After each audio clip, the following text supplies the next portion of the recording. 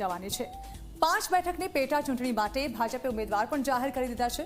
કોંગ્રેસ છોડી ભાજપનો ખેસ પહેરનારા આયાતી ઉમેદવારને ભાજપે ટિકિટ આપી છે, ત્યારે આ પક્ષ પલટુઓને પ્રજા સ્વીકારશે ખરી? જુઓ વિધાનસભાના જંગનો આ ખાસ અહેવાલ।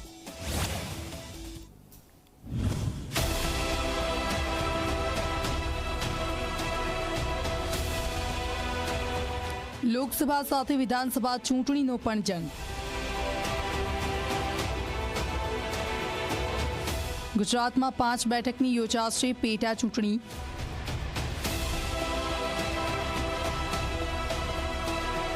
ભાજપે જાહેર કર્યા પેટા ચૂંટણીના ઉમેદવાર।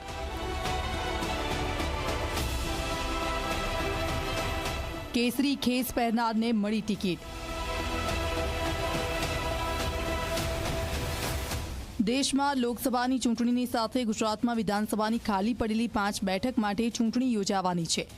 લોકસભાના ત્રીજા તબક્કાનું મતદાન 7મી મેના દિવસે યોજાવાનું છે। તેની સાથે જ વિધાનસભાની આ 5 બેઠકોનું મતદાન થશે।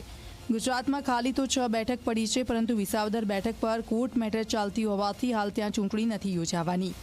ભાજપે આ 5 બેઠક માટે ઉમેદવારોના નામની જાહેરાત કરી દીધી છે, જેમાં જે પણ લોકો પક્ષ પલટો કરીને ભાજપમાં જોડાયા હતા તેઓ આ વખતે ભાજપના સિમ્બોલ પર ચૂંટણી લડશે।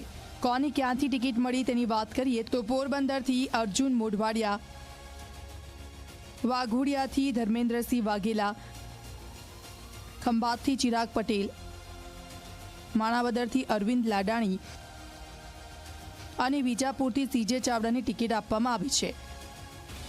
ટિકિટ મળતા જ મોઢવાડિયાએ પોતાની ખુશી વ્યક્ત કરી।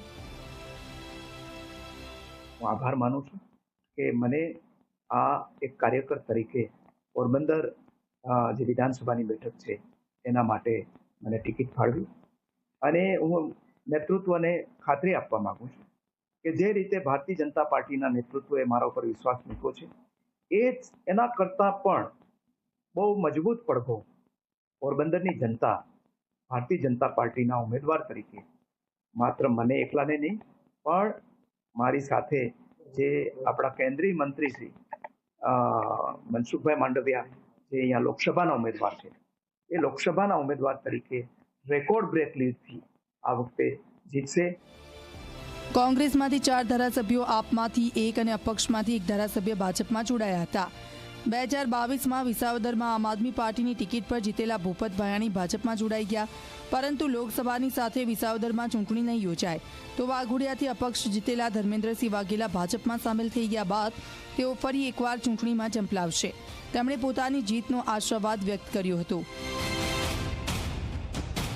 ભારતીય જનતા પાર્ટીની સરકાર કરી રહી છે 120 ગામમાં પાણીનો પ્રશ્ન હલ કરવો હોય, રોડ રસ્તાની જૂની વર્ષોની જે કામગીરી હતી 1 વર્ષની અંદર ઘણા બધા રોડ રસ્તાઓ આપ્યા હોય, એટલે મને ખાતરી છે અને વિશ્વાસ છે મારા ભારતીય જનતા પાર્ટીના કાર્યકર અને અમે ખભે ખભો મિલાવીને ઘરે ઘરે ફરીને ઐતિહાસિક લીડથી વાઘોડિયા વિધાનસભા અને લોકસભા બંને જીતીશું।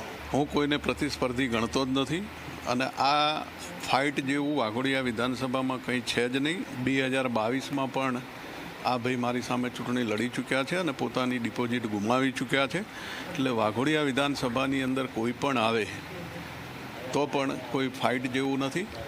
આપણા દેશના યશસ્વી અને લોકપ્રિય વડાપ્રધાન મોદી સાહેબની અને અમિતભાઈ શાહ સાહેબની જે કામ કરવાની નીતિ રીતિ છે એનાથી હું નથી માનતો કે આ વિધાનસભામાં કોઈ હરીફાઈ કે કોઈ ટફ ફાઇટ છે। હવે થોડા ઇતિહાસ પર નજર નાખીએ તો 2022ની ચૂંટણીમાં આ બેઠકો પર શું પરિણામ આવ્યું હતું। વાત પોરબંદરની તો 2022માં ભાજપમાંથી બાબુ બોખીરિયા અને કોંગ્રેસમાંથી અર્જુન મોઢવાડિયા ઉમેદવાર હતા।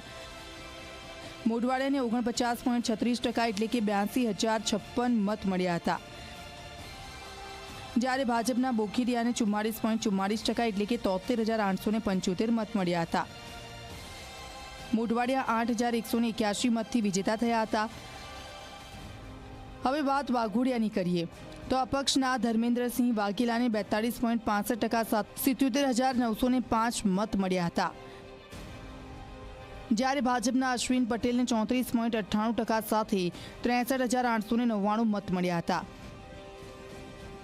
અપક્ષના વાઘેલા 14,006 મતથી વિજેતા થયા હતા। વિજાપુરમાં કોંગ્રેસના સીજે ચાવડાને 49.12% સાથે 78,749 મત અને ભાજપના રમણ પટેલને 45.8% સાથે 71,696 મત મળ્યા હતા. તો ખંભાતમાં કોંગ્રેસના ચિરાગ પટેલને 43.53% સાથે 69,069 મત અને ભાજપના મહેશ રાવલને 41.19% સાથે 65,358 મત મળ્યા હતા. ચિરાગ પટેલનો 3,711 મતથી વિજય થયો હતો અને માણાવદરમાં કોંગ્રેસના અરવિંદ લાડાણીને 45.14% સાથે 64,690 મત અને ભાજપના જવાહર ચાવડાને 39.89% સાથે 61,237 મત મળ્યા હતા. અરવિંદ લાડાણી 3,453 મતથી વિજેતા થયા હતા. હાલ ગુજરાત વિધાનસભાની સ્થિતિ જોઈએ તો ભાજપ પાસે 156, કોંગ્રેસ પાસે 13, આપ પાસે 4, અપક્ષ પાસે 2, સમાજવાદી પાર્ટી પાસે 1 બેઠક છે, જ્યારે જે 6 બેઠક ખાલી છે જેમાંથી 5 બેઠકની લોકસભાની ચૂંટણી સાથે જ યોજાવાની છે. ત્યારે લોકસભાના પરિણામની સાથે આ 5 બેઠકના પરિણામ પર સૌની નજર છે. ભાજપના ઉમેદવાર જાહેર થઈ ગયા છે, પરંતુ કોંગ્રેસ કોને મેદાનમાં ઉતારે છે તે જોવાનું રહેશે. ભાજપે જે 182માંથી 182 જીતવાનો ટાર્ગેટ રાખ્યો હતો તે 2022માં તો પૂરો ન થઈ શક્યો, પરંતુ શું 5 બેઠકોમાં જીત મેળવીને 182ના ટાર્ગેટની નજીક પહોંચી શકે છે કે નહીં તે જોવું રહ્યું. Bureau report Zee media.